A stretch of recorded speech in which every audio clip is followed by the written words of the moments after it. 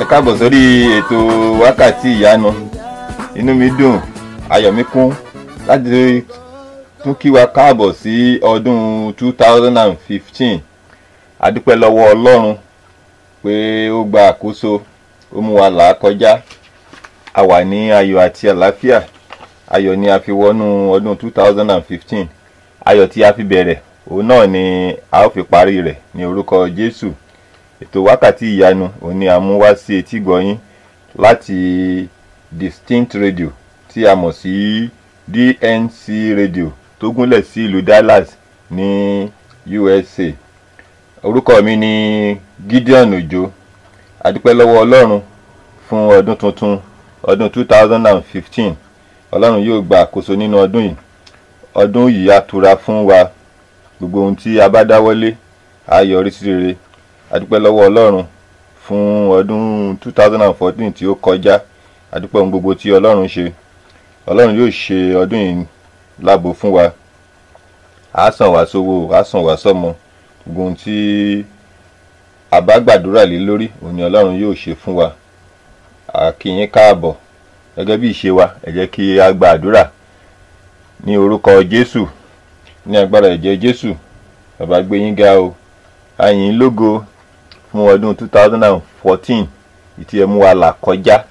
A gbé yín ga pé ẹ tún mú wa rí ọdún 2015 ìtí a ti ń lò lọ báyìí. Kì í ṣe nípa agbára wa, kì í ṣe nípa ọgbọ́n wa, kì í ṣe nípa òye wa, ṣùgbọ́n a yìn yín lógo fún ohun gbogbo. Bàbá ẹ wá gbọ́ ọpẹ́ wa o. Ayọ̀ wa tó kún lénìí, ẹ̀yin lẹ jẹ́ kó ṣeé ṣe. Bàbá ẹ gbà yín wa o. Alágbára, àwa fi yín sórí ètò wákàtí ìyanu bí a ṣe tún máa lọ nínú ọdún 2015. Àfẹ́kẹ́ ẹ máa bá wa lọ, àfẹ́kẹ́ ẹ gba àkóso ètò tòní. A fi lé yín lọ́wọ́ ní orúkọ Jésù. Ẹ sọ̀kalẹ̀ sáàrin wa, agbára mímọ́ yín ẹ sọ̀kalẹ̀ sáàrin wa. Bí ẹ ṣe ń bá wa pé ẹ wá ṣe bẹ́ẹ̀ lénìí, ẹ yà wá lẹ́nu. Gbogbo àwọn olùgbọ́ wa níbikíbi tí wọ́n wà lábẹ́ ayé yìí tí wọ́n ń gbọ́ wa ní orúkọ Jésù. Bàbá ẹ gbàdúrà wọn, ẹ wà pẹ̀lú ẹnìkankan lópin gbogbo, ká lè máa yìn lógo ní orúkọ Jésù Kristi Olúwa wa. Àmín, àmín. A dúpẹ́ lọ́wọ́ Ọlọ́run tó jẹ́ kí a rí ọdún 2015.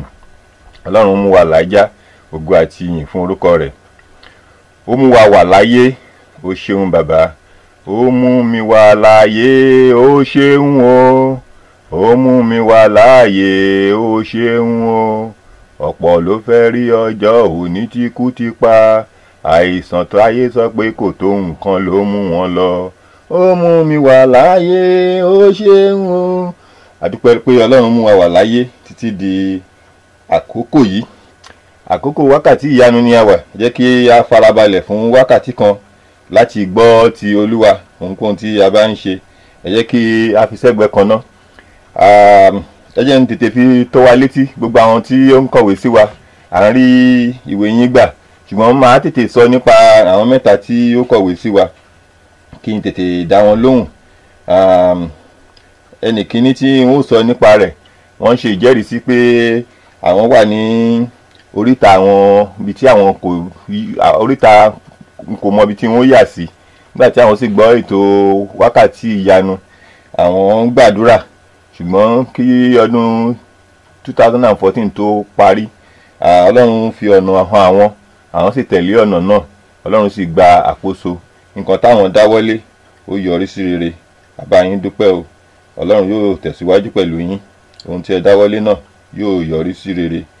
Gbogbo ọ̀nà yín àti ẹbí yín, Ọlọ́run yóò wà pẹ̀lú wọn. Bákan náà ni ẹnìkan, àwọn màmá wa kan láti ìlú Dallas. Wọ́n kọ ìwé sí wa, wọ́n ní ètò wákàtí ìyanu àwọn máa ń gbádùn rẹ̀ dáradára. Wọ́n ní ṣùgbọ́n a ò kì í fún àwọn láàyè tó láti máa kọ àwọn ẹsẹ̀ bíbélì tí a máa ń pè. Màmá wa, Ọlọ́run yóò lọ́rọ̀ ẹ̀mí yín. Nǹkan tí yóò ṣẹlẹ̀ ni pé àkókò kò tó fún wa lórí wákàtí ìyanu. Tí a bá ní wákàtí 4 láti fi yin Ọlọ́run, ó jù bẹ́ẹ̀ lọ. Torí náà ìmọ̀ràn tí mo máa gbà yín ó ní pé tí a bá ti ṣe ètò tán, tí ẹ bá fẹ́ gbọ́ àwọn ẹsẹ̀ bíbélì tí a bá ti yára jù, ẹ lọ sí ẹnìkan bá yín gbé sí orí YouTube. Àwọn episode tí a bá ti ṣe lẹ́sẹ̀kẹsẹ̀ a bá ti ń ṣe tán ló máa ń lọ sí orí YouTube. Ẹ lọ sí orí YouTube kẹ́ wá farabalẹ̀ gbọ́, ẹ wá rí àwọn ẹsẹ̀ bíbélì àti àwọn kókó àdúrà tí a bá gbà. Nígbà yẹn ẹ lè wá kọ sílẹ̀ àbí kí ẹ farabalẹ̀ gbọ́ dáradára. Ẹnì kẹta tí ó tún kọ̀wé sí wa, àwọn náà ń sọ nípa, wọ́n ní àwọn fẹ́ máa dá sí ètò wákàtí ìyanu. Wọ́n ní ó yẹ kí á fún àwọn láǹfààní pé bí a bá ṣe ń gba àdúrà kí á jẹ́ máa gbà papọ̀. Ìyẹn ni pé kó jẹ́ live program. À ń ṣiṣẹ́ lórí eléyìí. Láìpẹ́ a ó bọ̀ sí live program. Ẹ sì fún wa ní àsìkò díẹ̀, lágbára Ọlọ́run à ń ṣiṣẹ́ lórí ẹ̀. Ètò wákàtí ìyanu gẹ́gẹ́ bí ayé máa ń sọ fún wa, ó jẹ́ ètò tí Ọlọ́run dídì gbé kalẹ̀ pẹ̀lú oore ọ̀fẹ́ rẹ̀ láti máa bùkún wa, láti máa gbọ́ àdúrà wa àti láti máa yin bàbá lókè lógo, láti máa fi ọpẹ́ fún orúkọ mímọ́ rẹ̀. A tún tẹ̀síwájú nínú ọdún 2015. Ọlọ́run yóò máa bá wa lọ. Fún àǹfààní àwọn tí ó ń gbọ́ wa ní ìgbà àkọ́kọ́, ètò wákàtí ìyanu máa ń wáyé ní ọjọ́ sátidé fún àwọn tó wà l'Amẹ́ríkà ní ọjọ́ sátidé aago 10 Central Time. Àwọn tí ó wà ní Eastern Time ní aago 11 ní òwúrọ̀ ọjọ́ sátidé. Àwọn tó wà ní Nàìjíríà wọ́n máa gbọ́ wa ní ìrọ̀lẹ́ ọjọ́ sátidé ní aago 5 sí aago 6 Nàìjíríà, àti ní London aago 5 sí aago 6 ní ìrọ̀lẹ́ sátidé. Bákan náà ni a ti yí ètò àtúntẹ̀ ètò wákàtí ìyanu àti yí padà sí àárọ̀ ọjọ́ Sunday. Ní gbogbo àárọ̀ ọjọ́ Sunday, àwa tí a ò bá gbọ́ ètò wákàtí ìyanu ní ọjọ́ sátidé, a ní àǹfààní láti gbọ́ ní òwúrọ̀ ọjọ́ Sunday. Torí àwọn tó wà ní Nàìjíríà àti àwọn tó wà ní London, àtúntẹ̀ yẹn ó máa ń bọ́ sí òru lọ́dọ̀ wọn àti wá gbé sí òwúrọ̀ báyìí. Tí a bá fẹ́ gbọ́ àtúntẹ̀ ètò wákàtí ìyanu, ó máa wáyé ní ọjọ́ Sunday ní àwa tí a wà ní Central aago 8 ní òwúrọ̀. Àwa tí a wà ní Eastern Time ní Amẹ́ríkà aago 9 ní òwúrọ̀. Ìyẹn já sí pé àwọn tí ó wà ní Nàìjíríà àti àwọn tó wà ní London, wọn yóò máa gbọ́ wọn ní aago 4 sí aago 2 ọ̀sán. Aago 2 ọ̀sán ní Nàìjíríà àti ní London. Aago 2 ọ̀sán ní ọjọ́ Sunday lẹ́ máa gbọ́ àtúntẹ̀ ètò wákàtí ìyanu. Ètò wákàtí ìyanu gẹ́gẹ́ bí a ṣe máa ń sọ fún wa, oríṣiríṣi ọ̀nà ó ní a fi lè gbọ́. A lè gbọ́ látòrí tẹlifóònù wa, bóyá tẹlifóònù alágbèéká wa àbí tẹlifóònù inú ilé wa. Nọ́mbà tí a ó tẹ̀ tí a ó fi gbọ́ wa ó ní 857-232-0132. Lẹ́ẹ̀kan sí 857-232-0132. Tí a bá fẹ́ gbọ́ wa lórí íńtánẹ́ẹ̀tì wa, ìyẹn ẹ̀rọ ayárabíàṣá, a ó tẹ̀ www.distinctradio.com. lẹ́ẹ̀kan sí www.distinctradio.com. àbí tí a bá fẹ́ gbọ́ wa lórí device wa, device ó lè ń kó jẹ́ bóyá iPad ni, tablet ni, device ó ń kó jẹ́. Tí a bá fẹ́ gbọ́ wa, a ó tẹ application tí a mọ̀ sí TuneIn application. Látòrí TuneIn application yìí ni a ti máa wá wákàtí ìyanu. Àwa DNC, tí a bá ti gẹ́ẹ̀tì DNC, a máa wá wákàtí ìyanu ní àwọn àkókò tí a ti sọ fún wa. Bákan náà, gbogbo àwa tí a bá fẹ́ gbọ́ ètò wákàtí ìyanu tí a ti ṣe tẹ́lẹ̀, a lè lọ sí orí YouTube. Gbogbo àwọn ètò wákàtí ìyanu tí a ti ṣe tẹ́lẹ̀ òun ni a ó bá níbẹ̀, a ó sì lè tú wọn gbọ́. Bákan náà, a fi ń tó wa létí pé à ń fẹ́ àwọn olùgbọ̀wọ́ fún ètò wákàtí ìyanu. À ń fẹ́ olùgbọ̀wọ́ fún ètò wákàtí ìyanu torí pé a fẹ́ kí ètò wákàtí ìyanu kó kú sọ́nà. Torí náà àwa tí a bá fẹ́ jẹ́ olùgbọ̀wọ́, ó lè jẹ́ fún ìṣẹ́jú 5 àbí ìṣẹ́jú 10 nínú wákàtí kan tí à ń lò, àbí a tiẹ̀ fẹ́ polówó ọjà wa, àbí a fẹ́ gbé iléeṣẹ́ wa lárugẹ, àbí a ní ìkéde kan tí a bá fẹ́ ṣe. Owó kékeré báyìí tí ò pọ̀ rárá òun ni àwọn olùdarí ètò yóò gbà lọ́wọ́ wa. Ẹ jẹ́ ká kàn sí olùdarí ètò KC Badru. Nọ́mbà wọn ni 952-212-6527. Lónìí ohun tí a máa gbé yẹ̀wò lórí ètò wákàtí ìyanu òun ni fi ọ̀nà hàn mí Olúwa, fi ọ̀nà hàn mí Olúwa. A rí pé a nílò kí Ọlọ́run fi ọ̀nà hàn wá, pàápàá jùlọ bí a ṣe bẹ̀rẹ̀ ọdún tuntun. A nílò láti jẹ́ kí Ọlọ́run fi ọ̀nà hàn wá. Tí Ọlọ́run bá fi ọ̀nà hàn wá, nípa báyìí ni a ò ní ṣìrìn, ní ìrìn àjò wa fún ọdún náà yóò fi lọ ní àlàáfíà láì ní wàhálà nínú. Torí náà a máa gbàdúrà lẹ́ni, a máa sọ fún Ọlọ́run kí ó fi ọ̀nà hàn wá. Ọlọ́run yóò fi ọ̀nà hàn wá lórúkọ Jésù.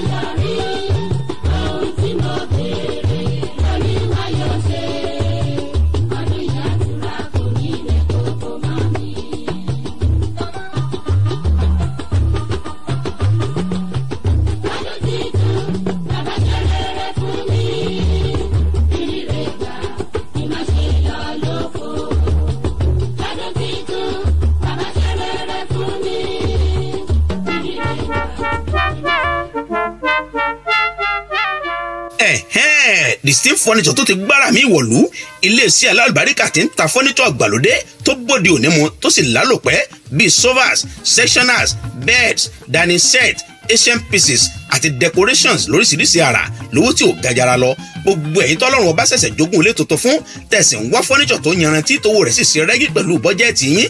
Ẹ má wulẹ̀ sòpò jìnnà, Distinct Furniture ní ẹ ká lọ. Online shopping wà ní Distinct Furniture. Ẹ lọ sí wẹ́bsáìtì wọn www www.ufusa.net. àwọn alágbàtà wọn tó wà lágbègbè yóò sì bá yín fi mọ́tò kó délé yín gbẹ̀rẹ́gbẹ̀rẹ́.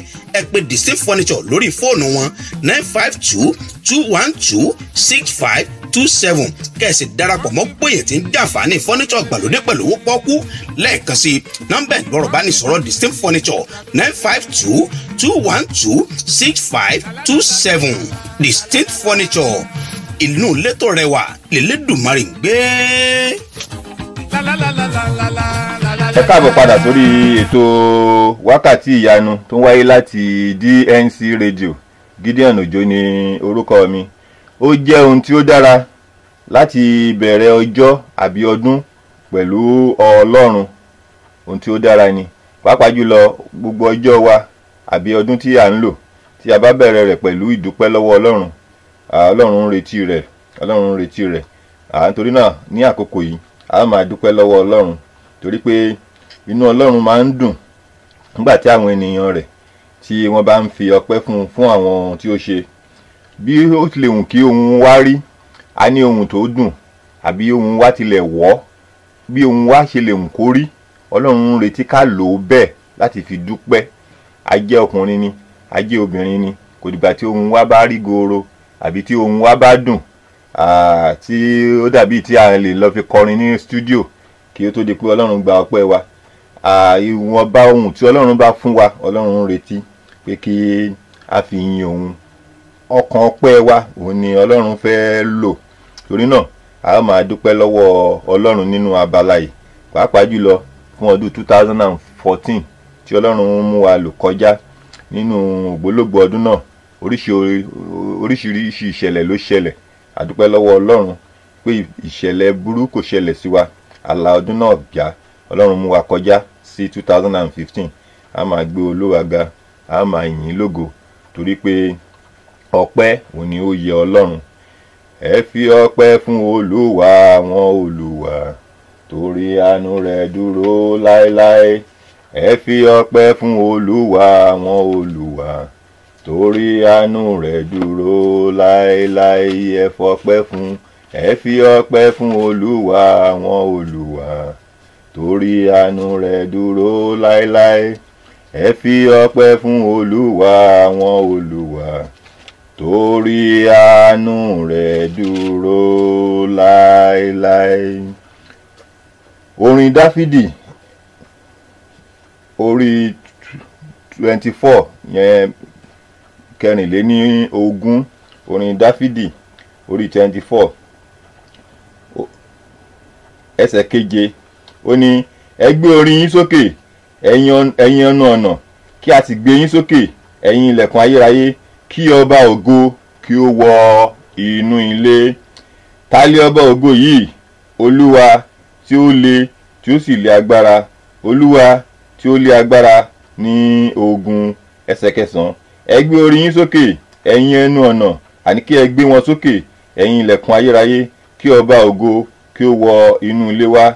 Ta lé ọba ògo yìí? Olúwa àwọn ọmọ ogun, òun náà ni ọba ògo.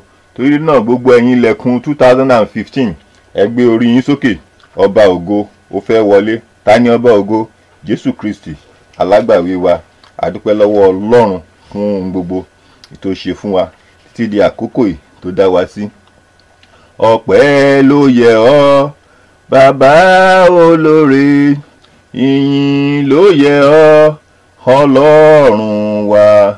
Hòsánà yẹ ọ́, ó ṣé o bàbá. Ọpẹ́ ló yẹ ọ́ bàbá olóore, ìyìn ló yẹ ọ́ Ọlọ́run wa. Hòsánà yẹ ọ́, ó ṣé o bàbá. Ọpẹ́ ló yẹ ọ́ bàbá olóore, ìyìn ló yẹ ọ́ Ọlọ́run wa. Hòsánà yẹ ọ́, ó ṣé o bàbá. A rí pé nígbà tí àwọn ọmọ Ísírẹ́lì tí Ọlọ́run mú wọn la Òkun Pupa kọjá, ìyàlẹ́nu àti iṣẹ́ àmì ńlá gbà ló jẹ́ fún àwọn ọmọ Ísírẹ́lì. Ọlọ́run yà wọ́n lẹ́nu. Ọlọ́run yóò yà ọ́ lẹ́nu nínú ọdún 2015 bí ó ṣe yà àwọn ọmọ Ísírẹ́lì lẹ́nu gbogbo ogun tó ń lé ọbọ̀ yóò parí sí òkun pupa. A rí pé nínú ìwé Ẹ́xódù orí 15 àwọn ọmọ Ísírẹ́lì pàápàá jùlọ Mósè wọ́n fi ọpẹ́ fún Ọlọ́run. Ìwé Ẹ́xódù orí 15 ẹsẹ̀ 1. Nígbà náà ni Mósè àti àwọn ọmọ Ísírẹ́lì kọ orin yìí sí Olúwa. Wọ́n sì wí pé, èmi ò kọ orin sí Olúwa torí tí ó pọ̀ lé ògo, àti ẹṣin àti ẹlẹ́ṣin òun ni ó mú bì ṣubú sínú òkun. Mósè àti àwọn ènìyàn rẹ̀ wọ́n ní àwọn ó kọrin orin sí Olúwa. Torí náà ó yẹ kí àwa náà ká máa kọrin ọpẹ́ sí Ọlọ́run torí pé ó mú wa la ọdún 2014 kọjá, ó mú wa wà láyé, ó mú wa wà láàyè. Ìyìn ògo ó yẹ olùkọ́ Olúwa. Ẹ jẹ́ ká máa gbé Ọlọ́run ga, ẹ ká máa pè é, ká máa gbé e ga, ẹ yìn ín lógo, ẹ pè orúkọ rẹ̀, ẹ kọrin sí i, ẹ jẹ́ ká yìn ín lógo, ẹ jẹ́ ká yìn ín lógo. Ọba alágbára ni, a ò ní agbára kan, òun ni ó lágbára, òun ló pa wá mọ́, òun ló dá wa sí títí di àkókò yìí. A tún ti bẹ̀rẹ̀ sí ní lọ ọdún 2015 lọ, ọ̀sẹ̀ àkọ́kọ́ ó ti ń kọjá lọ. Agbára wa kọ́, òye wa kọ́, ọgbọ́n wa kọ́, ẹ ká máa gbé e ga. Ní gbogbo oore tó ṣe fún wa ní ọdún tó kọjá, ẹ ká gbé e ga. Fún wa ní àlàáfíà pípé, àti àwa àti aya wa àti ọkọ wa àti àwọn ọmọ wa àti ẹbí wa. Ó fún wa ní àlàáfíà pípé, ó dá wa sí, a ò rí wàhálà, a ò rí dààmú, ààbò rẹ̀ dájú lórí wa, ó pèsè fún wa. Ẹ jẹ́ ká máa gbé e ga, ẹ ká máa gbé e ga, ká máa yìn ín lógo. Bàbá ẹ ṣé ẹ kú ìtọ́jú mi, Jésù ẹ ṣé ẹ kú ìtọ́jú mi. Ìbá má ṣe pé mo ní Jésù ní bàbá, ìbá má ṣe pé mo ní Jésù ní bàbá o, ogun ayé ìbá borí mi. Ọ̀pọ̀lọpọ̀ ogun ìta rí ìta ò rí, òní Ọlọ́run bá wa borí rẹ̀ nínú ọdún tó kọjá. Láti ìgbà tí a ti bí wa, ẹ jẹ́ ká bojú wẹ̀yìn, ẹ jẹ́ ká wo ipò tí a wà, ẹ jẹ́ ká dúpẹ́ lọ́wọ́ Ọlọ́run. A ò sí nílé ìwòsàn, a ò sí nílé ẹjọ́, a ò sí nílé túbú. Ọlọ́run dáàbò rẹ̀ bò wá, ó pa wá mọ́, ọwọ́ agbára rẹ̀ wà nínú ayé wa. Ẹ jẹ́ ká máa yìn lógo. Gbogbo ọ̀nà tó ti ń bùkún fún wa, gbogbo ohun tó ti ń ṣe fún wa, ẹ jẹ́ ká dúpẹ́ lọ́wọ́ rẹ̀, ẹ jẹ́ ká yìn lógo, ẹ jẹ́ ká gbé e ga fún ohun gbogbo tó ṣe, ẹ jẹ́ ká gbé e ga. Ọlọ́run ń retí ká máa dúpẹ́ lọ́wọ́ òun nínú ohun gbogbo. Ipòkípò tá a wà lónìí kì í ṣe nípa ọgbọ́n wa o, kì í ṣe nípa òye wa. Ẹ ká máa dúpẹ́. Ibi tá à ń lọ Ọlọ́run yóò mú wa débẹ̀. Gba ní láti dúpẹ́, a ní láti yìn lógo, ẹ ká máa gbé e ga. Ọlọ́run yóò gbọ́ ọpẹ́ wa, yóò wà pẹ̀lú wa, yóò dì wá mú. Ọdún 2015 yóò ṣe lọ́dún ayọ̀ fún wa. Gbogbo ohun tá à ń retí níwájú Ọlọ́run, Ọlọ́run yóò ṣe fún wa. Gbogbo ohun tí a ti gbàdúrà sí tí kò tí ì jẹ́ àmúṣe, ẹ ká fara balẹ̀ pẹ̀lú Ọlọ́run, ká máa dúpẹ́ lọ́wọ́ rẹ̀. Nígbà tá a bá ń dúpẹ́, ẹ jẹ́ ká máa dúpẹ́.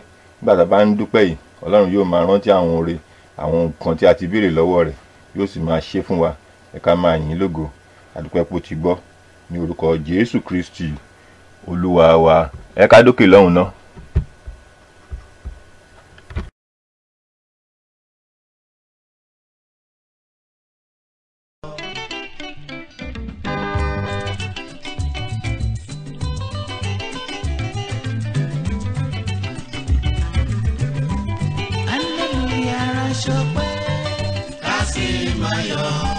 Ọdún tó wọlé o, tó ṣojú ẹ̀mí wa, tó bá wa láyọ̀, àti ṣẹ́gun ọ̀tá o, tó ní kò ní ṣojú wa, ojú wa tẹ́lẹ̀ gan. Níwò ìyàmọ́dún o, owó níní, pẹ̀lú ọmọ rere, ilé kíkọ́, pẹ̀lú ẹ̀mí gígùn. Àlàáfíà ló jọ ń gbogbo lọ, Èdùmàrè má fi kan wọ́n wá.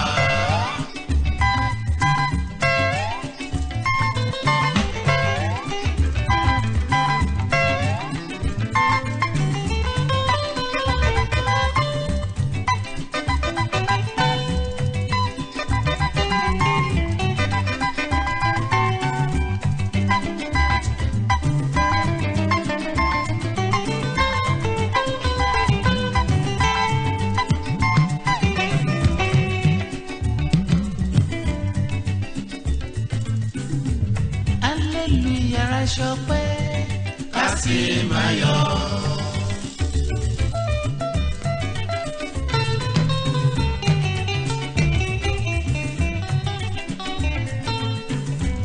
Hallelujah ṣọpẹ́ ká sì máa yọ̀.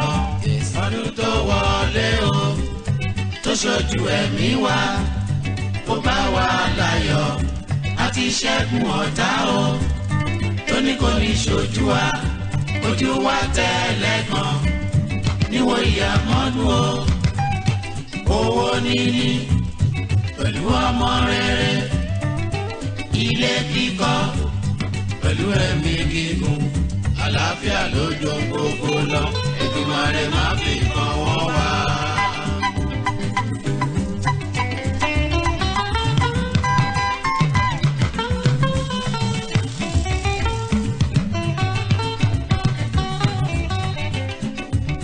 ọpẹ́ yẹlé Èdùmàrè rọ́bà o ọpẹ́ ló yẹ ọ́ bàbá mímọ́ adúpẹ́ lọ́wọ́ rẹ o roníbúwọ́ rẹ torí rọ̀dá lùlù bàjẹ́ rọ́bà lùwà. sọ́kọ̀lọ́ ẹ o kájọ máa rọ́ọ̀kì. àgbà ló tóró lọ ọba ló téyìn rí fan Sẹ̀tẹ́nísè jewelries tó kalẹ̀ sí 3269 98 Circle North Brooklyn Park ní Minnesota lamẹ́ríkà. àwọn níta jewelry àti lace fabric tó jojú ń gbèsè tẹ̀ bá wá fẹ́ ró dẹ́dẹ́ tẹ̀ fẹ́ kàn dúdú lójú ayẹyẹ yín ẹ̀ mọ́ yàsọ́ tún ẹ̀ sì mọ́ yàsọ́ sí Sẹ̀tẹ́nísè jewelries ní kẹ́ ẹ lọ tààrà fún unique classic àti elegant design fún onírú ayẹyẹ tẹ́ fẹ́ ṣe bá a ti rìn lákòóní ilé láti kẹsàn-án ròde ẹni ó bá wà mójú ògún ni ẹjọ́ pàbínrè Sẹ̀tẹ́nísè jewelries ni tó bá dibi yẹrí etí ẹ̀gbọ́rùn àti tọwọ́ àwọn aṣọ léèsì tó kún dẹ́dẹ́ ti gbẹ́wọ̀ ẹni yọrí kété 651-235-7523 ní nọ́mbà ẹ̀rọ ìbánisọ̀rọ̀ wọn ẹ̀ tó gbọ́ nọ́mbà wọn lẹ́ẹ̀kan sí 651-235-7523 wẹ́bsáìtì wọn ni www.settenisejewelry.com Sẹ̀tẹ́nísè jewelry ọ̀gá nìkan láwùjọ òkúta. sàmájọ́ máa ń lọ bá ibà o bá ibà. fi ọ̀nà hàn mí olúwa fi ọ̀nà hàn mí olúwa òun ni àkọlé tí à ń gbé yẹ̀wò lónìí. ọlọ́run aláàánú yóò fi ọ̀nà hàn wá. a nílò ìtọ́sọ́nà ti ẹ̀mí ìtọ́sọ́nà ti ẹ̀mí lójoojúmọ́ ìtọ́sọ́nà ti ẹ̀mí òun ló lè jẹ́ kí a lu àlùyọ. torí náà fi ọ̀nà hàn mí olúwa òun ni àkọlé tí à ń wò. a rí pé tí ọlọ́run bá fi ọ̀nà hàn wá a ò ní yà síbi tí kò yẹ kí a yà sí. ẹ jẹ́ kí a bójú wo ọdún 2014 èyí tí a lò kọjá. báwo ni o ṣe rìn? ǹjẹ́ ibi tó yẹ kó o lọ ǹjẹ́ ibẹ̀ ló lọ? ǹjẹ́ ibi tó yẹ kó o wà ǹjẹ́ ibẹ̀ ló wà? a rí pé ìrìn àjò àwọ̀ ènìyàn kò bá máa kúrú ju bí a ṣe ń lò ó lọ tó bá yẹ pé a fi ọ̀nà wa lé ọlọ́run lọ́wọ́. torí náà a nílò ìtọ́sọ́nà ti ẹ̀mí. ẹ ká wo àwọn ọmọ Ísírẹ́lì ìrìn àjò tó yẹ kán rìn fún ọdún díẹ̀ wọ́n rìn fún 40 ọdún torí pé wọ́n ń dẹ́ṣẹ̀ sí ọlọ́run wọn ò fi ọ̀nà wọn lé ọlọ́run lọ́wọ́ pátápátá. torí náà àwa gẹ́gẹ́ bí a ṣe bẹ̀rẹ̀ ìrìn àjò 2015 a ní láti béèrè fún ìtọ́ni ọlọ́run. a ní láti béèrè fún ìtọ́sọ́nà ti ẹ̀mí tí yóò mú wa rin ìrìn àjò náà pẹ̀lú àlàáfíà. a ní láti fi ọ̀nà wa lé ọlọ́run lọ́wọ́. torí náà àkọlé wa lẹ́ẹ̀kan sí òun ni fi ọ̀nà hàn mí olúwa. nínú ọdún 2015 yìí fọ̀nà hàn mí. má jẹ́ rìn gbèrègbèrè, má jẹ́ rìn tí kò yẹ kí n rìn. a rí pé tí a bá ń sọ̀rọ̀ nípa fífi ọ̀nà hàn ènìyàn láyé òde òní tí a wà, oríṣiríṣi ọ̀nà la lè gbà láti rin ìrìn àjò wa. tí a bá fẹ́ lọ sọ́nà jíjì, àwọn oríṣiríṣi device ló ti wà. a lè lo GPS, a lè lo compass wa, a lè lo iPad, a lè lo smartphone wa láti dé ìrìn àjò tí a ń lọ. ṣùgbọ́n irú fífi ọ̀nà hàn bẹ́ẹ̀ kọ́ ni à ń sọ. à ń sọ nípa fífi ọ̀nà hàn ti ẹ̀mí, ẹni pé kí Ọlọ́run kí ó darí wa síbi tó yẹ kí ẹsẹ̀ wa lọ, ibi tí oore wa wà, ibi tí àlàáfíà wa wà, kan tí à ń béèrè fún ni. Tí Ọlọ́run bá darí wa nípa ti ẹ̀mí tó sì fi ọ̀nà hàn wá, ibi tí à ń lọ tó jìn lójú wa, kíákíá òní a máa débẹ̀. Ọ̀pọ̀lọpọ̀ onígbàgbọ́ ló rin ìrìn àjò wọn bí wọ́n ṣe fẹ́, pẹ̀lú ọgbọ́n orí wọn àti òye wọn àti ìmọ̀ wọn. A ò sọ nípa ìrìn àjò láti lo GPS àbí láti lo compass àbí láti lo ọgbọ́n orí wa, ṣùgbọ́n à ń béèrè lónìí fún ìrìn àjò tó jẹ́ ti Ọlọ́run, tó jẹ́ ti ẹ̀mí, tó jẹ́ ti ẹ̀mí tí Ọlọ́run darí. Tí Ọlọ́run bá darí ìrìn àjò wa, a rí pé ìrìn àjò wa kò ní jìn rárá fún wa. Torí pé ìwé Sáàmù 23 orí kìíní ó ní Olúwa ni olùṣọ́ àgùntàn mi. Tí Olúwa bá jẹ́ olùṣọ́ àgùntàn wa, a rí pé gẹ́gẹ́ bí àgùntàn tí kò bá ní olùṣọ́, ìrìn àjò wọn ó máa ń sọnù. Torí ká má bàa sọnù, a ní láti fi Ọlọ́run ṣe olùṣọ́ àgùntàn wa. Tí a bá ti fi Ọlọ́run ṣe olùṣọ́ àgùntàn wa, a ò ní sọnù nínú ìrìn àjò wa. Àdúrà mi ni pé bí a ṣe bẹ̀rẹ̀ ìrìn àjò 2015, a ò ní sọnù, a ò ní ṣìrìn, a ò ní rìn kọjá ibi tó yẹ ká rìn, ibi tó yẹ kẹ́sẹ̀ wa dé, ibẹ̀ ni yóò dé ní orúkọ Jésù. Fi ọ̀nà hàn mí Olúwa, fi ọ̀nà hàn mí Olúwa. Tí a bá wo ìwé Psalm 24 ẹsẹ̀ 4, Psalm 24 ẹsẹ̀ 4, ó ní Psalm 25 ẹsẹ̀ 4, ó ní fi ọ̀nà rẹ hàn mí Olúwa, kọ́ mi ní ipa tìrẹ. Fi ọ̀nà rẹ hàn mí Olúwa, kọ́ mi ní ipa tìrẹ. Torí náà láti fi ara balẹ̀ nínú ọdún yìí bí a ṣe bẹ̀rẹ̀, ká gbọ́ ìtọ́ni Ọlọ́run kí a tó gbé ìgbésẹ̀. Ìyẹn ni pé ohunkóhun tí a bá fẹ́ ṣe, a ní láti fi Ọlọ́run síwájú, a ní láti fi Ọlọ́run síwájú. Tí a bá ti fi Ọlọ́run síwájú, a rí pé Ọlọ́run yóò gba àkóso. Torí pé Ọlọ́run ní ètò fún ayé ẹnì kọ̀ọ̀kan. Ọlọ́run mọ ìbẹ̀rẹ̀ ayé wa, ó mọ ohun tí a fẹ́, ó sì mọ ohun tí ó yẹ wá. A rí pé nígbà tí Abraham àti Lot tí wọ́n fẹ́ rin àrìn àjò, Ọlọ́run ṣàpèjúwe bí ó ṣe lọ. Abraham sì tẹ̀lé ìrìn àjò, Ọlọ́run sì gba àkóso. A rí pé ìrìn àjò Abraham ó yọrí sí rere. Bákan náà tí a bá wo ìwé Jeremiah 29 ẹsẹ̀ 11, torí èmi mọ ìró tí mo rò sí yín, li Olúwa ní wí, àní ìró àlàáfíà, kì í ṣe fún ibi, láti fún yín ní ìgbà ìkẹyìn àti ìrètí. Ọlọ́run fún wa ní ìgbà ìkẹyìn àti ìrètí. Ọlọ́run ní èrò dáradára sí wa. Torí náà a ní láti fi jọ̀wọ́ ara wa fún Ọlọ́run láti darí ìgbésí ayé wa. Tí a bá fẹ́ gbé ìgbésẹ̀ kan, a ní láti fi tó Ọlọ́run létí. Tí a bá ti fi tó Ọlọ́run létí pé ìgbésẹ̀ tí mo fẹ́ gbé nìyí o, Ọlọ́run á darí wa. Bóyá akẹ́kọ̀ọ́ ni wá, à ń ronú ẹ̀kọ́ tí a fẹ́ lọ kọ́ nínú ìwé gíga, jẹ́ ká gbé síwájú Ọlọ́run. Arìnrìn àjò ni wá, a fẹ́ rìnrìn àjò, jẹ́ ká sọ fún Ọlọ́run, ìrìn àjò báyìí báyìí mo fẹ́ rìn. Fi lé Ọlọ́run lọ́wọ́. Ọlọ́run á sọ fún wa bóyá ká lọ, bóyá ká má lọ, bóyá kò tí tó àsìkò fún wa láti lọ. A fẹ́ dáwọ́ lé ohunkóhun, ẹ jẹ́ ká fi lé Ọlọ́run. À ń wá iṣẹ́, ẹ jẹ́ ká kàn déédéé máa wá iṣẹ́ yìí fún ara wa. Ẹ jẹ́ ká fi lé Ọlọ́run lọ́wọ́. Ọlọ́run á sì ṣíwájú wa nínú ìrìn àjò wa. Gbogbo àwọn nǹkan tí a fẹ́ ṣe nínú ọdún yìí kí a tó bẹ̀rẹ̀ rẹ̀, ẹ jẹ́ ká fi lé Ọlọ́run lọ́wọ́.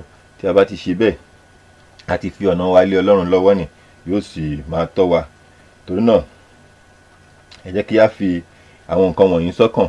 Ìwé orin Dáfídì 127 ẹsẹ̀ 1, orin Dáfídì 127 ẹsẹ̀ 1, ó ní bí kò ṣe pé Olúwa bá kọ́ ilé náà, àwọn tí ń kọ́ ń ṣiṣẹ́ lásán.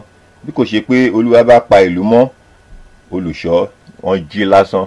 Torí náà ká má bàa jí lásán, ká má bàa ṣọ́ ìlú lásán. Gbogbo ìrìn àjò wa, ohunkóhun tí a bá fẹ́ ṣe, bó ilé nǹkó rí tó, ìrìn àjò gígùn ni, ìrìn àjò kúkúrú ni, ẹ jẹ́ ká fi lé Ọlọ́run, ẹ jẹ́ ká fi Ọlọ́run síwájú. Ẹ jẹ́ ká béèrè lọ́wọ́ Ọlọ́run kó fi ọ̀nà hàn wá. Ohun tí a fẹ́ ṣe yẹn, ká tó dáwọ́ lé, ká béèrè fún ìtọ́ni ti ẹ̀mí láti ọ̀dọ̀ Ọlọ́run. Ọlọ́run yóò sì ṣe ohun tí ó dára fún wa. Orin Dáfídì 37 ẹsẹ̀ 23, orin Dáfídì 37 ẹsẹ̀ 23 ó ní a ṣe ìlànà ẹsẹ̀ ènìyàn láti ọwọ́ Olúwa wá. A ṣe ìlànà ẹsẹ̀ ènìyàn yẹn pé ká tó gbé ìgbésẹ̀ kan ìlànà rẹ̀ láti wá láti ọ̀dọ̀ Ọlọ́run. Tí a bá ṣe báyìí nínú ọdún 2015 ohun gbogbo tí a bá dáwọ́lé ó ní láti yọrí sí rere ni. Ìwé òwe orí 16 ẹsẹ̀ 9 ó ní aya ènìyàn ní ìgbìmọ̀ ọ̀nà rẹ̀. Aya ènìyàn ní gbìmọ̀ ọ̀nà rẹ̀ ṣùgbọ́n Olúwa ó fi ọ̀nà hàn ẹ̀dá. Nítòótọ́ nínú àyà wa nínú ọkàn wa òun láti máa ń gbìmọ̀ ohun tí a fẹ́ ṣe ṣùgbọ́n Ọlọ́run òun ló máa ń fi ọ̀nà hàn wá. Láti gba Ọlọ́run láàyè láti fi ọ̀nà hàn wá nínú ọdún yìí kí ìrìn àjò wa kó lè yọrí sí rere, kó lè wà gẹ́gẹ́ bí ìlànà rẹ̀, kí a lè borí ohun gbogbo. Ṣùgbọ́n bí a ṣe ń lọ nínú ọdún yìí tí a sì ń fi ọ̀nà wa lé Ọlọ́run lọ́wọ́ pé kí Ọlọ́run kí ó gba àkóso, mo fẹ́ tètè sọ àwọn nǹkan bíi 5 kan tó yẹ kí a ṣe. Ìkíní ó ní pé a ní láti gbé ọkàn wa lé Ọlọ́run lọ́wọ́. A ní láti gbé ọkàn wa lé Ọlọ́run lọ́wọ́. A ò gbọ́dọ̀ wo ẹlòmíràn, Ọlọ́run nìkan òun ni a ní láti wò. Nǹkan kìíní tí a ní láti ṣe ni. Tí a bá wo ìwé òwe orí 3 ẹsẹ̀ 5 àti ẹsẹ̀ 6 ó ní fi gbogbo àyà rẹ gbẹ́kẹ̀lé Olúwa, má sì ṣe tẹ̀lé ìmọ̀ ara rẹ. So nǹkan kìíní tí a ní láti ṣe ni kí a ò gbọ́dọ̀ tẹ̀lé ìmọ̀ ara wa. A ní láti gbẹ́kẹ̀lé Ọlọ́run. Ohunkóhun tá a bá fẹ́ ṣe a ní láti sọ fún Ọlọ́run.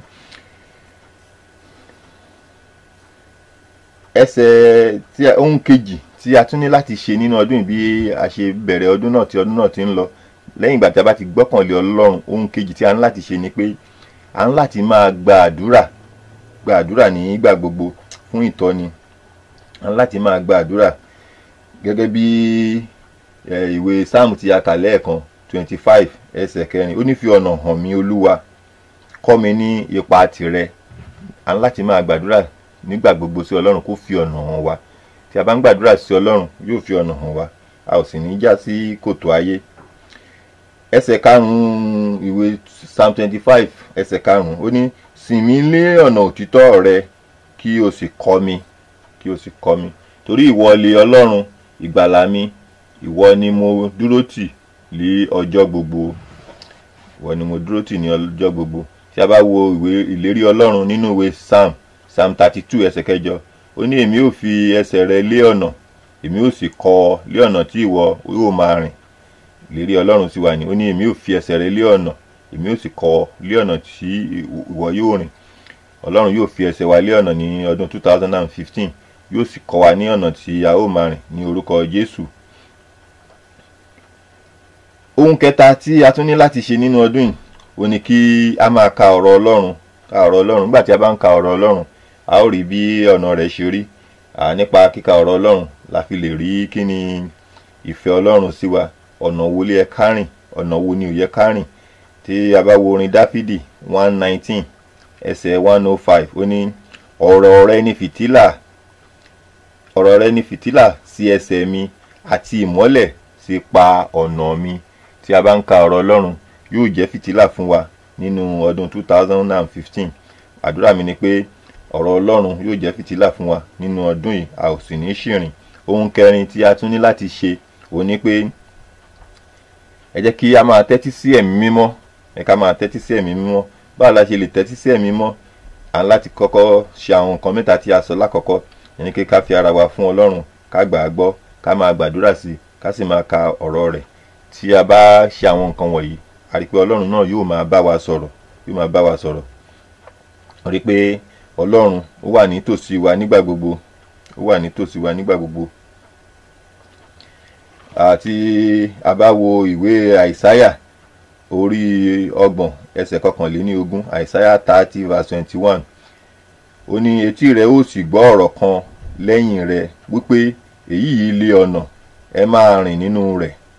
Ìlérí Ọlọ́run sí ó ní tí a bá farabalẹ̀ ó ní etí rẹ ó sì gbọ́ ọ̀rọ̀ kan lẹ́yìn rẹ̀.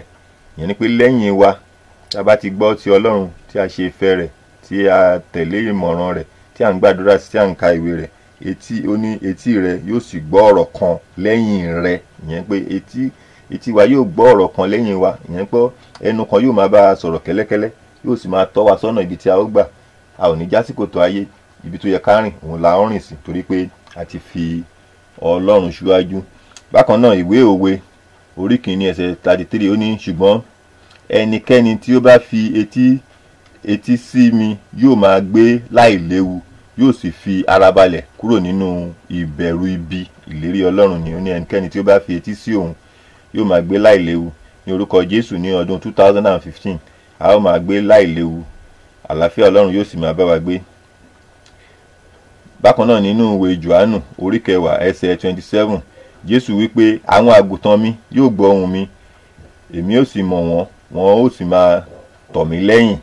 Ìyẹn ni pé agbára ẹ̀mí mímọ́ Ọlọ́run yóò máa bá wa sọ̀rọ̀, a ó máa gbóhùn Ọlọ́run tí a bá tẹ́tí sí ẹ̀mí mímọ́.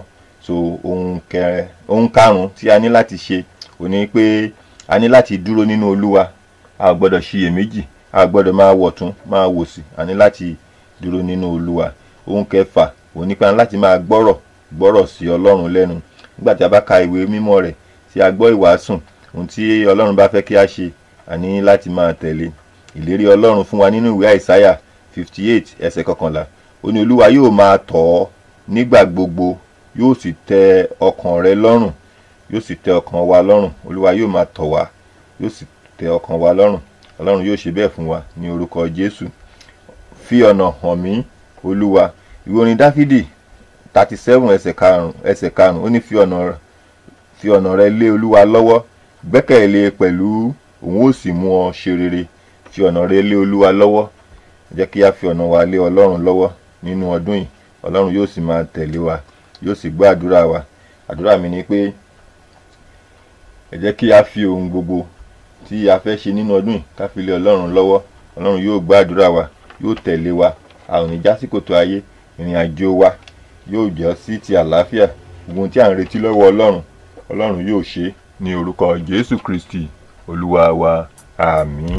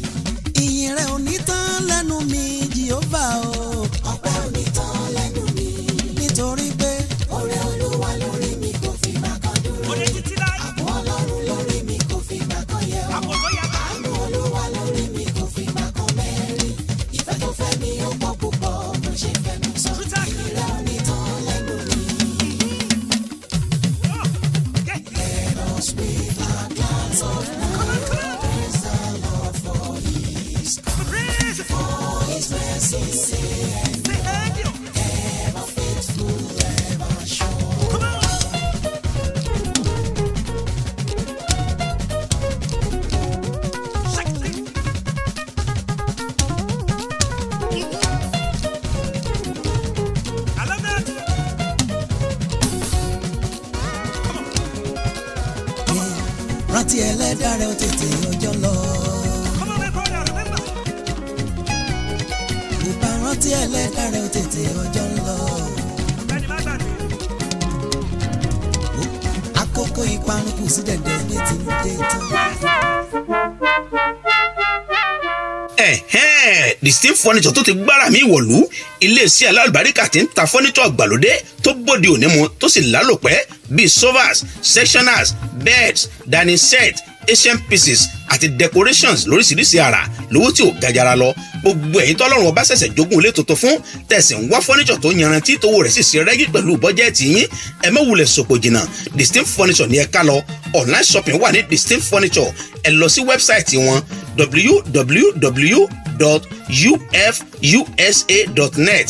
àwọn alágbàtà wọn tó wà lágbègbè yóò sì bá yín fi mọ́tò kó délé yín gbẹ̀rẹ́gbẹ̀rẹ́ ẹ pè The Steam Furniture lórí fóònù wọn 952-212-6527 kẹ̀sì darapọ̀ mọ́ gbòyè tí ń jàǹfààní fọ́nítọ̀ gbàlódé pẹ̀lú owó pọ́kú lẹ́ẹ̀kan sí nọ́mbà ìgbọ́rọ̀ bá ní sọ̀rọ̀ The Steam Furniture 952-212-6527 The Steam Furniture inú létò rẹwà lélẹ́dùmarè ń gbé.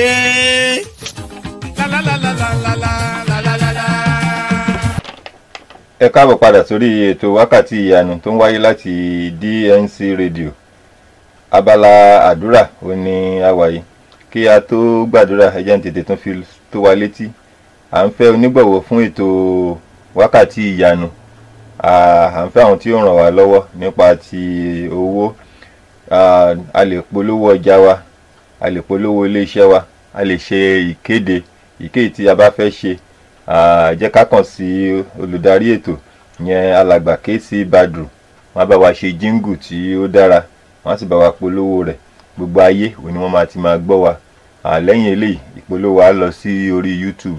À ń gbọ́ wa ní Amẹ́ríkà, à ń gbọ́ wa ní London, à ń gbọ́ wa ní Nàìjíríà, ní Ghana àti káàkiri àgbáyé. Torí náà à ń fẹ́ àwọn olùgbọ̀wọ́.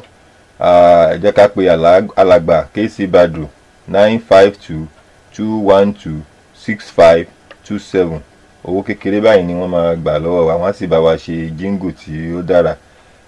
Ọlọ́run yóò ràn wá lọ́wọ́. Ẹ jẹ́ ká gbé iṣẹ́ Ọlọ́run lárugẹ. A dẹ̀ lè kàn sí èmi náà. Nọ́mbà tá a lè pè mí sí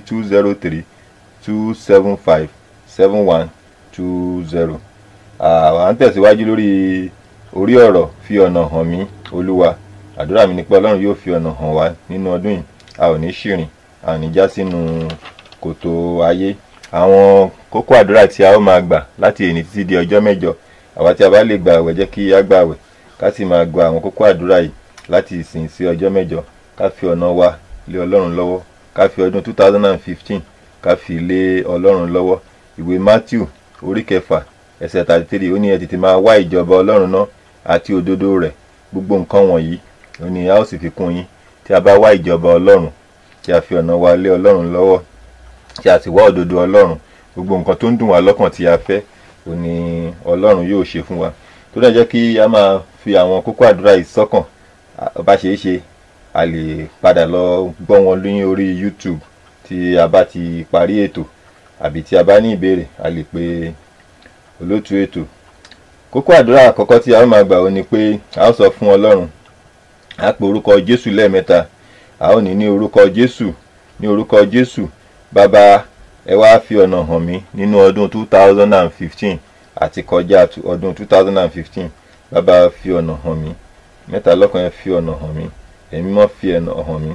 A tún máa gbàdúrà yìí pé Olúwa ní orúkọ Jésù. Bàbá ẹ fi ẹsẹ̀ mi lé ọ̀nà. Bàbá ẹ fi ẹsẹ̀ mi lé ọ̀nà nínú ọdún yìí. Ẹ fi ẹsẹ̀ mi lé ọ̀nà. Máa gbàdúrà sí Ọlọ́run bẹ́ẹ̀. A tún máa gbàdúrà sí Ọlọ́run. Sọ fún Ọlọ́run pé ìwọ Ọlọ́run wá jẹ́ olùṣọ́ àgùntàn mi nínú ọdún 2015 àti kọjá 2015. Bàbá wá jẹ́ olùṣọ́ àgùntàn mi kí n má ṣe ṣáko lọ, torí pé àgùntàn tí kò bá ní olùṣọ́ ó máa ń ṣáko lọ ni, ó máa ń sọnù ni. Kí n má ṣe sọnù nínú ọdún yìí. Máa sọ bẹ́ẹ̀ fún Ọlọ́run. Tó sọ fún Ọlọ́run pé Ọlọ́run fi àmbrẹ́là ààbò rẹ bàbá fi bò mí. Àmbrẹ́là ààbò rẹ má ṣí kúrò lórí mi nínú ọdún 2015. Dáàbò rẹ bò mí, àtèmi, àtaya mi, àtèmi, àtọkọ mi àtàwọn ọmọ mi àti gbogbo ẹgbẹ́ mi nítòsí lókèrè ní ọdún 2015 kí wàhálà kó má ṣe ṣẹlẹ̀ sí wọn. àmbrẹ́là ààbò yẹn bàbá ẹ̀ dáàbò wá, máa sọ bẹ́ẹ̀ fún Ọlọ́run. tó sọ fún Ọlọ́run wípé ìwọ ni alpha àti omega, wàá jẹ́ alpha àti omega fún mi nínú ọdún 2015. sọ bẹ́ẹ̀ fún Ọlọ́run. ìwọ Ọlọ́run, ìwọ ni alpha ẹni ìbẹ̀rẹ̀ àti omega ẹni ìparí, wàá jẹ́ ẹni ìbẹ̀rẹ̀ fún mi ní ọdún 2015 kí ó sì jẹ́ ẹni ìparí fún mi ní 2015. sọ bẹ́ẹ̀ fún Ọlọ́run. sọ fún Ọlọ́run wá fi mí sí abẹ́ ààbò rẹ, fi mí sí abẹ́ òjìji rẹ, fi mí sí abẹ́ ìyẹ́ rẹ ní ọdún 2015 kí n má ṣe rí wàhálà, kí n má ṣe rí dààmú àti èmi àti gbogbo ẹbí mi. sọ bẹ́ẹ̀ fún Ọlọ́run. sọ fún Ọlọ́run pé wá fi agbára rẹ hàn fún mi nínú ọdún 2015. bàbá fi agbára rẹ hàn fún mi ní gbogbo ọ̀nà mi nínú ọdún yìí. sọ bẹ́ẹ̀ fún Ọlọ́run. tó wá sọ fún Ọlọ́run orúkọ Jésù lẹ́ẹ̀mẹ́ta. bá ti pe orúkọ Jésù lẹ́ẹ̀mẹ́ta, wá sọ fún Ọlọ́run pé ojú gbogbo ló ń rí ògo oòrùn, ojú gbogbo ló ń rí ògo òṣùpá. jẹ́ kí gbogbo ènìyàn kí wọ́n máa rí ògo rẹ nínú ayé mi nínú ọdún yìí. ògo rẹ kó máa búyọ nínú ayé mi, níbi iṣẹ́ mi ni, ní gbogbo ọ̀nà mi, lọ́nà ẹ̀kọ́ mi. máa sọ bẹ́ẹ̀ fún Ọlọ́run. tó sọ fún Ọlọ́run pé nínú ọdún yìí gbé mi dé ipò gíga. sọ fún Ọlọ́run pé nínú ọdún 2015 bàbá ẹ wá gbé mi dé ipò gíga. máa sọ bẹ́ẹ̀ fún Ọlọ́run. máa sọ bẹ́ẹ̀ fún Ọlọ́run. máa gbàdúrà sí Ọlọ́run pé kí ó gbé ẹ dé ipò gíga, kí ó gbé ẹ dé ipò gíga. wàá tún sọ fún Ọlọ́run pé nínú ọdún 2015 bàbá jẹ́ kí ẹnu mi kí ó kọ orin tuntun. sọ fún Ọlọ́run ẹnu mi jẹ́ kí ó kọ orin tuntun. tí ẹnu rẹ bá kọ orin tuntun, ajé orí ìgbàlà Ọlọ́run nìyẹn, orí ìyanu Ọlọ́run nìyẹn, orí ọwọ́ agbára Ọlọ́run nìyẹn, orí ìbùkún Ọlọ́run nìyẹn. sọ fún Ọlọ́run pé jẹ́ kí ẹnu mi kí ó kọ orin tuntun nínú ọdún yìí. tó wá sọ fún Ọlọ́run pé mo ṣe máa ka ọ̀rọ̀ rẹ, mo ṣe máa gbàdúrà sí ẹ.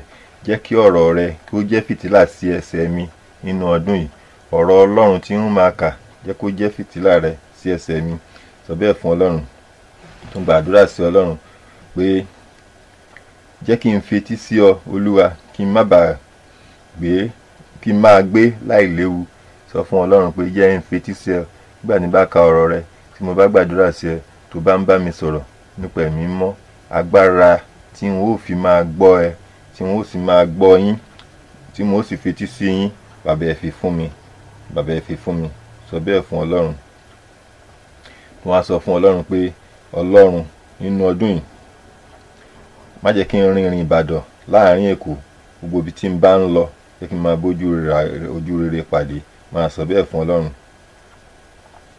tún sọ fún Ọlọ́run pé ìwọ Ọlọ́run kọ ojú ẹsẹ̀ mi sí ibi tí ire mi wà. ìwọ Ọlọ́run ní orúkọ Jésù mo gbàdúrà, kọ ojú ẹsẹ̀ mi sí ibi tí ire mi wà. sọ bẹ́ẹ̀ fún Ọlọ́run. tún sọ fún Ọlọ́run pé jẹ́ kí n bá olóore mi pàdé nínú ọdún yìí.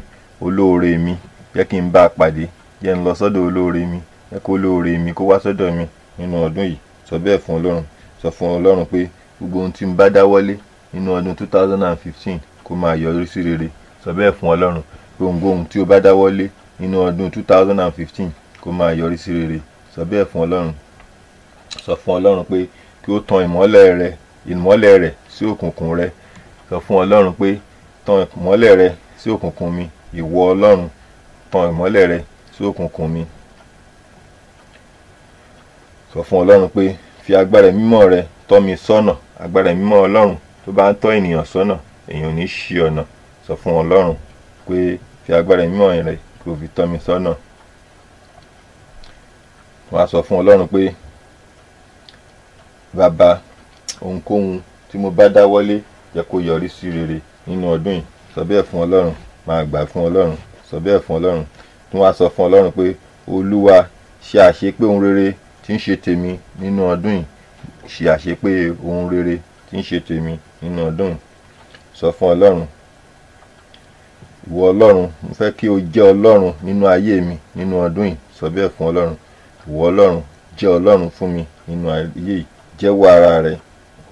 wọ́n á sọ fún Ọlọ́run pé gbogbo ìjákulẹ̀ mi láti ìgbà tí a ti bí mi nínú ọdún tó kọjá títí di àkókò yìí, ní orúkọ Jésù bàbá, gbogbo àwọn ìjákulẹ̀ náà jẹ́ kí n máa rí wọn gbà, jẹ́ kí ire kó jẹ́ tèmi nínú ọdún yìí.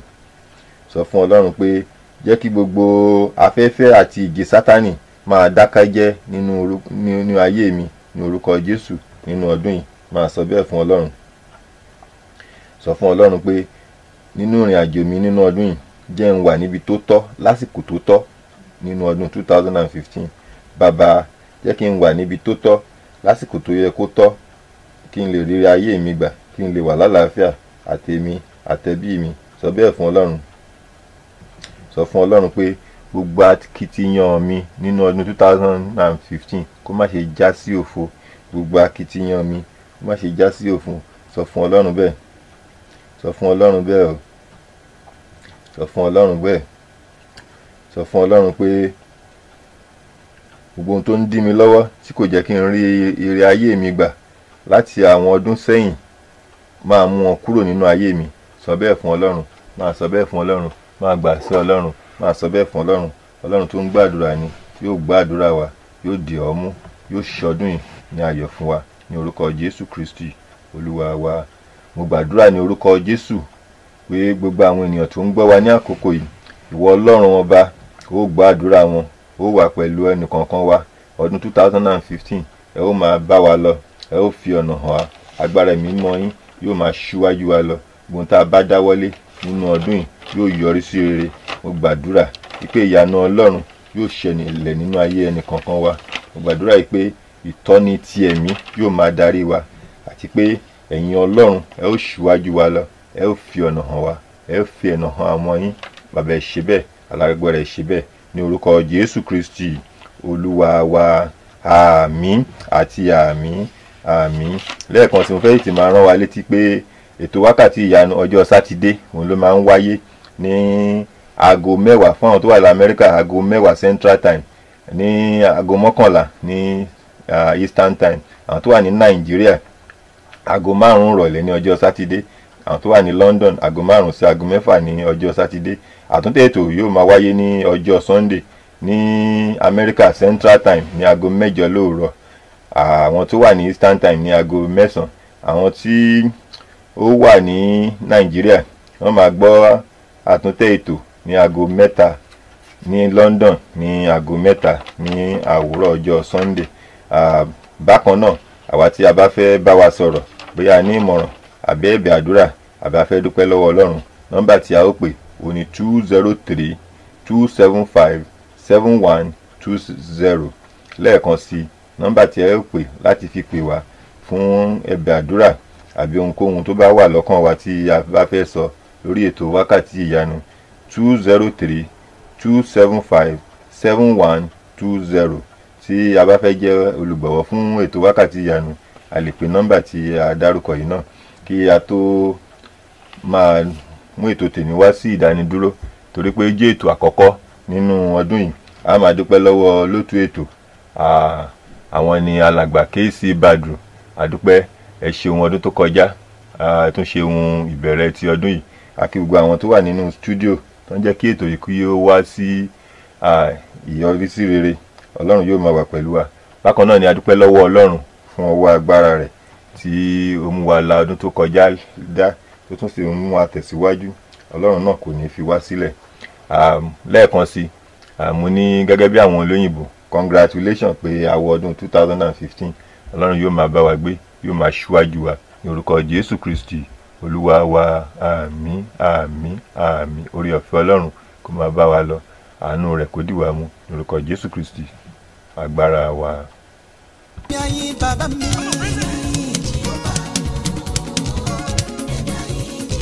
Oore tó ṣe fún mi ó pọ̀.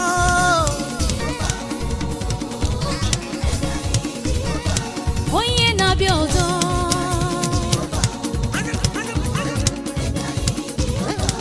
Agidigba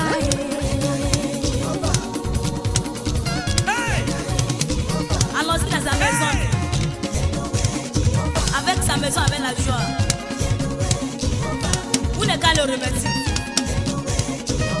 Vous n'avez qu'à le remercier son nom. Parce que Seigneur est merveilleux. Gloire n'est pas terminée. Avec sa gloire des parents.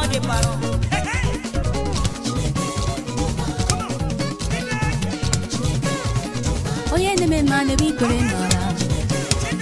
Oye ne yendu le bi perendara. Oye na biozo le bi perendara. Oye ne me mane bi perendara. Oye ne yendu le bi perendara. Oye na biozo le bi perendara. Were keleba no no zo ma ya nile. Were no tutoba no gige ya nile. Kelenu ya gozi panu aha ya. Nina Jehovah dị mma. Wee mgbe ebi ka ebere ya dị. Rọbọ niile ka ikwesịrị tụkwasị obi ya dị mkpa. Oye ne yendu le bi perendara.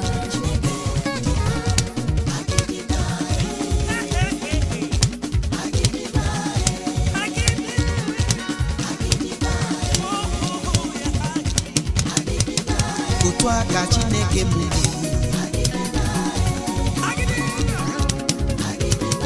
Otu aka Chineke m dịrị. Otu aka Chineke m dị.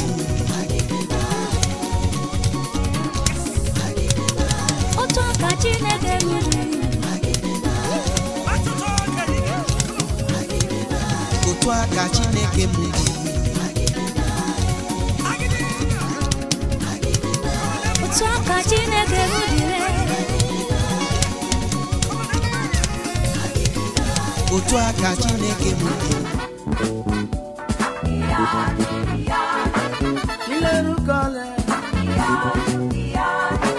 Kileruko Olúwa. Ọlọ́run Mósè. Ọlọ́run Mósè o. Ìyanu, ìyanu.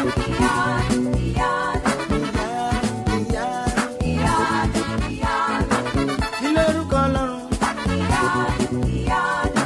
Kileruko Jésù. Kileruko rẹ̀. Ọlọ́run Mósè o.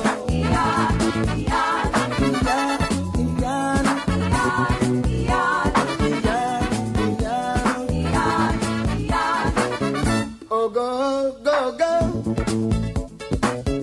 Ogo, go, go. Ogo.